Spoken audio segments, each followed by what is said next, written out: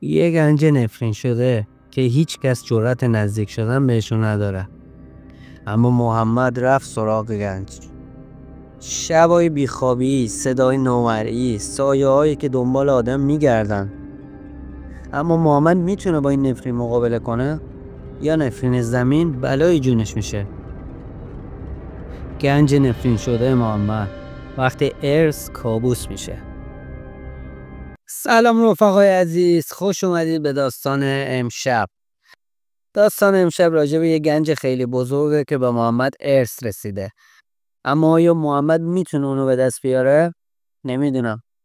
بریم ببینیم. این داستانو که میخوام بگم از خود محمد شنیدم. قسم میخورد که هرچی میگه عین واقعیته. محمد اهل یکی از روستاهای قدیمیه، جایی که نصف زمیناش مال خانواده شونه. پدرش که مرد گفتن یه گنج قدیمی و یه ارث بزرگ تو خونه پدرشه که فقط محمد از جاش خبر داره.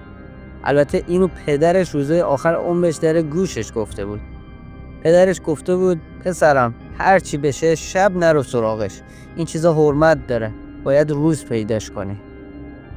اما محمد همون موقع فکر کرد باباش از همون قصه های قدیمی میگه که مردم برای ترسوندن بچه هاشون به هم میبافن. اما داستان از جایی شروع شد که پسرعموش بهش زنگ زد و گفت شنیدم بابای تو هم یه چیزایی تو خونه قدیمی قایم کرده، بیا امشب بریم سراغش قبل اینکه کس دیگه ای بفهمه. محمد اولش گفت نه، ولی وسوسه عمونشو بریده بود. اون لعنتی از همه چیز قوی تر بود. نیمه شب دوتایی رفتن سمت خونه پدری. اون خونه وسط یه باغ پر از درختای کهنسال بود. باد که میزد شاخه‌های درخت‌ها میخورد به هم. صداشون شبیه ناله آدم میومد. کلید قدیمی رو محمد از جیبش در آورد. در رو باز کرد.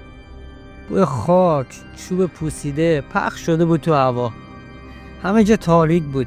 فقط نور چراغ قوه‌هاش و مسیر رو نشون میداد. محمد رفت سمت زیرزمین، جایی که باباش همیشه قفلش میکرد. قفل که شکست، در با صدای ناله‌واری باز شد. اون زیر یه صندوق آهنی قدیمی بود. نصفش زیر خاک بود.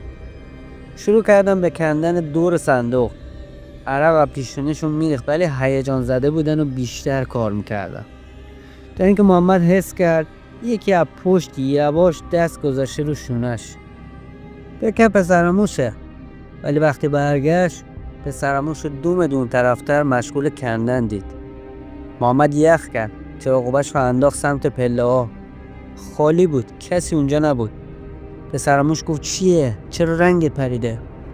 محمد گفت هیچی، خیال کردم کسی پشت سرمه. ادامه دادم به کندن. در صندوق رو باز کردم، پر از سکه‌های قدیمی و چند تا سند. محمد دست کرد تو صندوق که یکی از سکه‌ها رو برداره، اما یه صدای کشیده و سنگین اومد. اینا مال تو نیست. هر دو خشکشون زد. پسرعموش گفت شنیدی؟ صدا رو شنیدی؟ محمد فقط نگاش کرد. صدا از تاریکی پشت صندوق اومده بود. محمد چراغ قوه رو گرفت سمت صدا. هیچ کس نبود، ولی انگار سایه ها خودشون تکون میخوردن. بعد از بالای پله ها صدای پا اومد، آهسته ولی سنگین. کسی داشت میومد پایین. محمد و پسرمو فقط نگاه میکردن، نه جرأت دویدن داشتن نه حرف زدن. محمد اونجا بود، زیر زمین. دستش روی صندوق آهنی بود. چشش به تاریکی پایین پله ها خیره مونده بود که صدای پاها بیشتر و بیشتر و بیشتر میشد. قدم ها نزدیکتر شدن و بعد یه سایه خاکستری از پله ها پایین اومد. محمد نفهمید چی دیده، اما یه چیز عجیب بود. نه انسان بود نه حیوان، ولی حرکاتش نامنظم و سریع بودن. سعی کرد نفسش رو آروم کنه و نلرزه. پسرعموش که کنار محمد بود دستش رو یواش گرفت. بهش گفت محمد اگه اینجا اذیتت کرده بیا بریم. محمد بهش نگاه کرد اما نمیخواست بره. دلش یه جوری گرفته بود انگار یه چیز مهم و بزرگ منتظرشه. سایدش کم کم به صندوق نزدیک میشد. محمد با خودش گفت باید این گنج رو بیرون بیاریم. باید ثابت کنم حق با منه. اما تو قدم بعدی سایه یه دفعه قطع شد و سکوت سنگینی روی زیر زمین افتاد. اگه تا اینجا داستان خوشت اومده حتما با لایک و کامنت حمایتم کن. ممنون. محمد با دلهوره فریاد زد کی اونجاست؟ جوابی نیومد. یه لحظه همه چیز ساکت بود. بعد یه دفعه توی زیرزمین با صدای مهیبی کوبیده شد. صدای در بود. صدای بدی میداد. همه ترسیدن. محمد دستش رو روی قفل صندوق گذاشت و احساس کرد قلبش داره از سینه‌اش بیرون میزنه. پسرعموش گفت باید بریم بیرون، اینجا اصلا هم نیست. اما محمد قبول نمیکرد. با دست لرزون بازم خاک رو کنار میزد. همون موقع موبایل محمد زنگ خورد. شماره ناشناس بود، اما محمد جواب داد. الو. الو. صدای زمخت و آروم تو گوشش پیچید. گنج مال تو نیست. دست بکش یا قیمتشو با جونت پس میدی. محمد سر تکون داد و گوشو قطع کرد. دیگه نمیشد این کار کرد. یه چیز خیلی خیلی جدی‌تر از خودش و پسرعموش اونجا بود. بعد از این تماس عجیب و تهدیدآمیز، محمد و پسرعمو با هم تصمیم گرفتن شب بمونن توی خونه و مراقب باشن. اما خواب از چشمشون پریده بود. هر صدای کوچیک که می اومد مثل صدای انفجار توی گوششون بود. شب که حسابی تاریک و ساکت شد، محمد رفت سراغ صندوق و دوباره شروع کرد به کندن خاک. یه دفعه صدای خشخش از گوشه اتاق پیچید. مثل این بود که چیزی داره توی اتاق حرکت میکنه. محمد برگشت سمت صدا، ولی چیزی نبود. اما یه دفعه یه بوی تند و بدی همه جا رو پر کرد. انگار یه چیز خراب یا گندیده نزدیک محمده. محمد لرزید، ولی محکم شد و به کندن ادامه داد. اون لحظه حس کرد یه چیزی سخت به دستش خورد. با عجله خاکا رو کنار زد و یه جعبه کوچیک قدیمی پیدا کرد.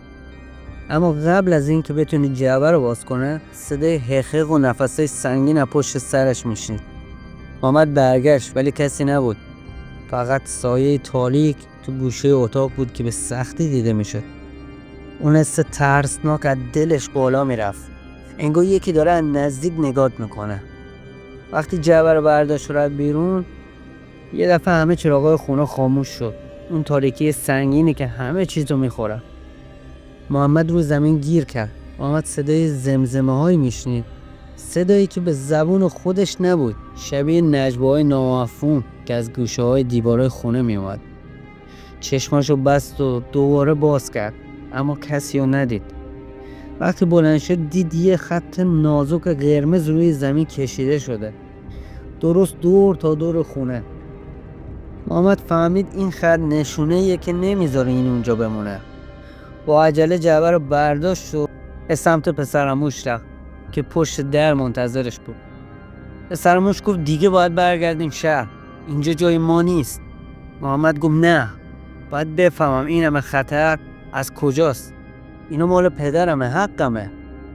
پسرعمو آروم گفت ولی محمد، ارسی که اینقدر دردسر داره شاید بهتر باشه بذاریش کنار. محمد واسه اولین بار شک کرد، ولی یه چیز توی دلش میگفت تا تهش برو. اون شب کابوسای وحشتناکی دید. موجودات تاریک که دور خونه میچرخیدن. صدای فریادایی که از دیوارا بیرون میزد. دستایی که از زیر زمین بیرون میومدن. صبح شد. محمد با ترس به بیرون نگاه کرد، اما تصمیم گرفت که یه بار دیگه برگرده زیر زمین. اون جعبه چوبی هنوز توی دستش بود و انگار داره وزن سنگینی میکشه با خودش. اونجا این نامه قدیمی پیدا کرد. نوشته شده با خطی که انگار مال پدرش بود. روی نامه نوشته بود اگه این نامه رو میخونی یعنی به دنبال حق خودتی، اما بدون که این زمین لعنت شده است. هر کس بخواد اونو واسه خودش کنه بهای سنگینی باید بده. محمد نفس عمیقی کشید و گفت این داستان تموم نشده، تازه شروع شده. صبح شده بود، ولی محمد انگار از خواب بیدار نشده بود. نامه پدرش هنوز توی دستش بود و هر بار که خط به خطش رو میخوند حس میکرد یه دنیا راست توی اون کاغذ قدیمی جا خورده.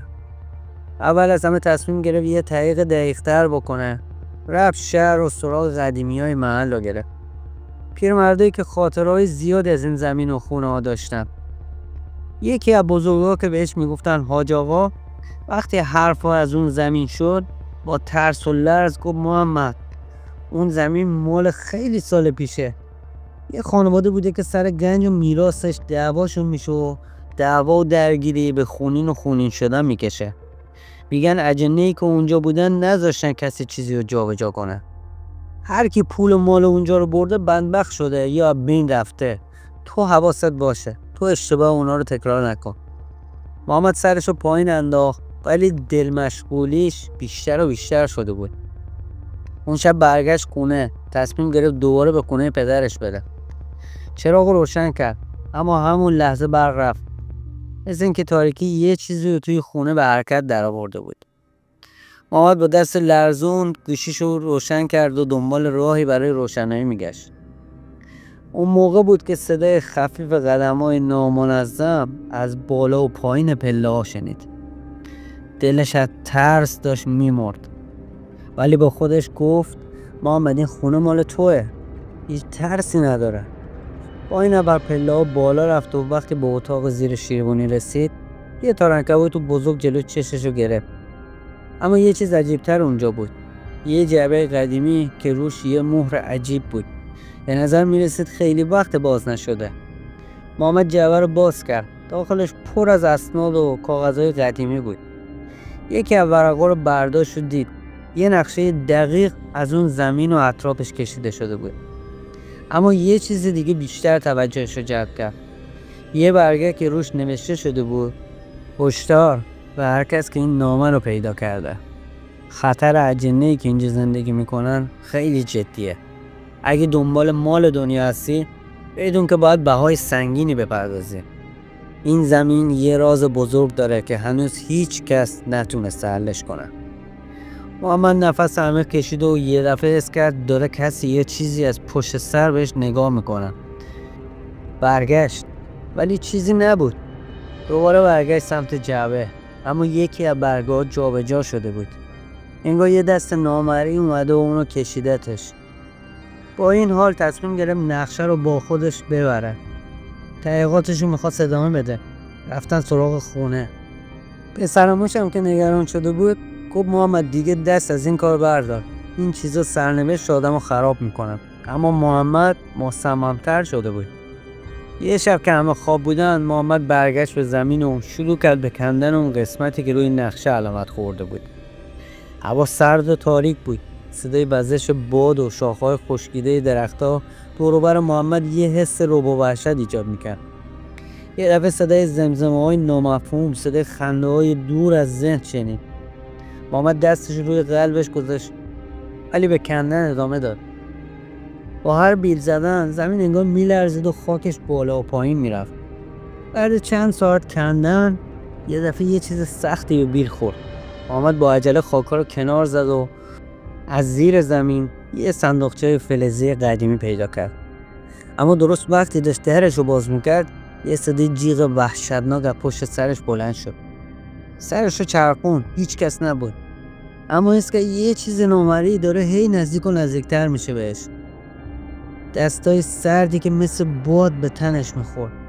چشمای تاریکی که توی تاریکی چشمک میزد. محمد پا فرار گذاشت. اما زمین زیر پاش میلرزید و نزدیک بود بیفته. وقتی بالاخره خودشو به خونه رسوند نفس میزد و عرق از پیشونیش میچکید. از اون شب به بعد اتفاقا عجیب تر میشدن. صدای پاهای نامرئی توی راهروها، نورای عجیب و سایه‌های متحرک روی دیوار، همشون محمد رو دیوونه کرده بود. ولی محمد مصمم بود که این راز، این خونه، ارث خانوادگی باید کشف بشه و حتی اگه مجبور باشه با ترس‌ها و خطراش دست و پنجه نرم کنه. بعد از اون شب وحشتناک محمد دیگه نمیتونست مثل قبل آروم باشه. هر روز چش انتظار بود که دوباره اون صدا، اون سایه، اون حس رو دنبالش بگردن. حتی وقتی تنها توی خونه بود حس میکرد کسی داره نگاش میکنه. اما وقتی سرش رو برمیگردون هیچی نبود. یه روز صبح وقتی از خواب بیدار شد دید یه بسته کوچیک روی میزشه. نه امضا داشت نه آدرسی. فقط یه کاغذ کوچیک کنارش بود که با خطی عجیب غریب نوشته بود دیگه وقتشه رازو بدونی. باید بیای و هر چی هست رو ببینی اما مراقب باش. این مسیر برای آدمای قویه. محمد نمیدونست ترس رو بیشتر تحمل کنه یا وایس کنجکاوی بکشتش، اما تصمیم گرفت بره اونجا، همون جایی که نقشه نشون داده بود. اون شب هوا تاریک‌تر از همیشه بود، باد شدیدی می‌وزید. درخت‌ها مثل مرده‌ها توی باد خم و راست می‌شدن. محمد به همراه یه چراغ قوه رفت سمت زمین پدریش. دلش لرزید اما مجبور بود جلو بره. وقتی رسید یهو چراغ قوه‌اش خاموش شد. اوضاع خیلی ترسناک شده بود. تاریکی کامل همه جا رو گرفته بود. یه دفعه صدای زمزمه‌های نامفهوم از همه طرف شنیده میشد. صدای پاها نزدیک و دور میشدن، صدای خنده‌ها کلفت و ترسناک میشدن. محمد تلاش کرد تا آرامشش رو حفظ کنه و چراغ قوه رو روشن کنه، اما نوری نداد. با خودش فکر کرد شاید باید فقط به چشمای خودش اعتماد کنه. شروع به کندن کرد. خاک سرد و مرطوب زیر انگشتاش حس می‌شدن. از چیز غیر طبیعی بهش یه حس بدی میدادن. یه دفعه یه دست یخزده از زمین بیرون زد و محکم مچ دستشو گرفت.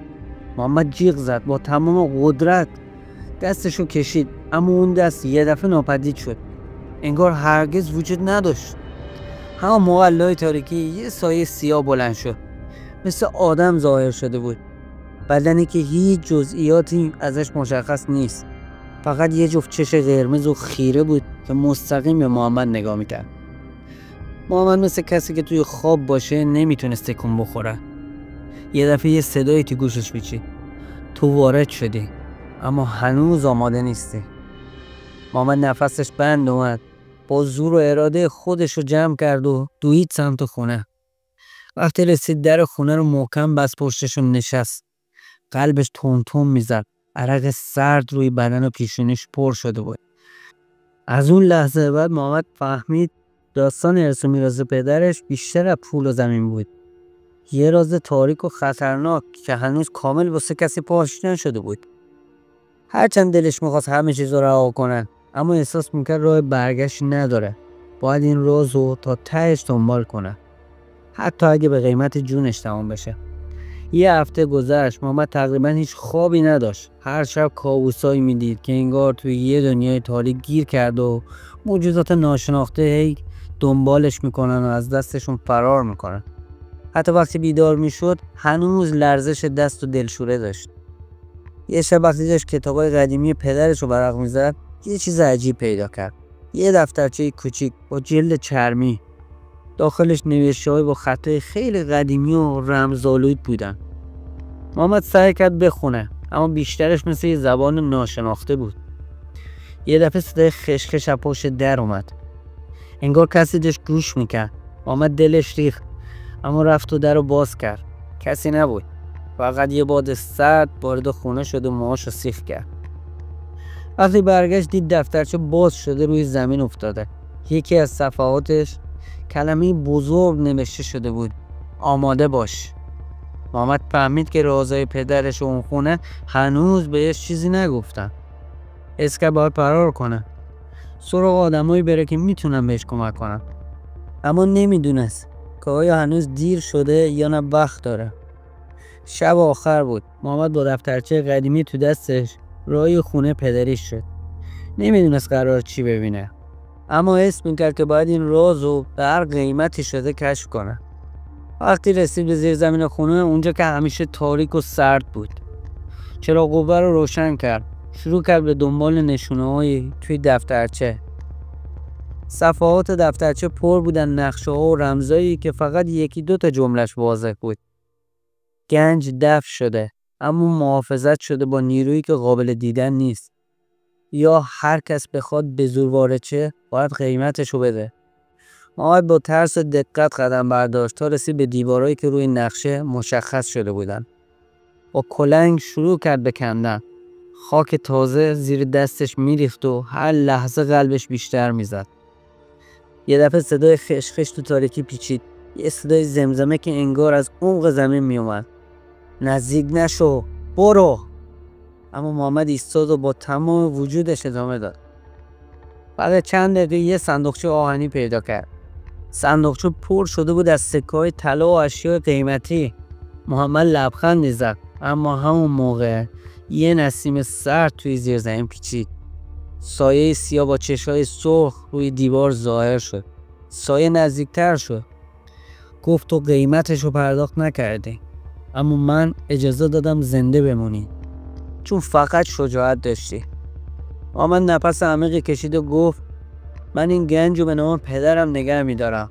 با انصاف استفاده میکنم، نه برای طمع، بلکه واسه حفظ کردن و یاد و میراثش. سایه سرش رو تکون داد و با آرومی محو شد. محمد فهمید که این موجود فقط محافظ بوده، نه دشمن. راز واقعی گنج نه ثروت بود، نه گنج، بلکه احترام به گذشته و خانواده آدم بوده.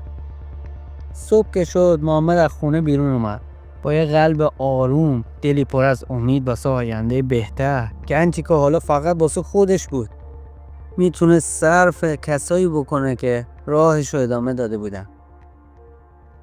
پایان. داستان امشب هم تمام شد. امیدوارم از داستان لذت برده باشید. با لایک و نظراتتون توی کامنت ها حمایت هم کنید. ممنون میشم. در ضمن داستان بعدی خیلی داستان ترسناک و جذابیه. امیدوارم از دستش ندی. ممنون.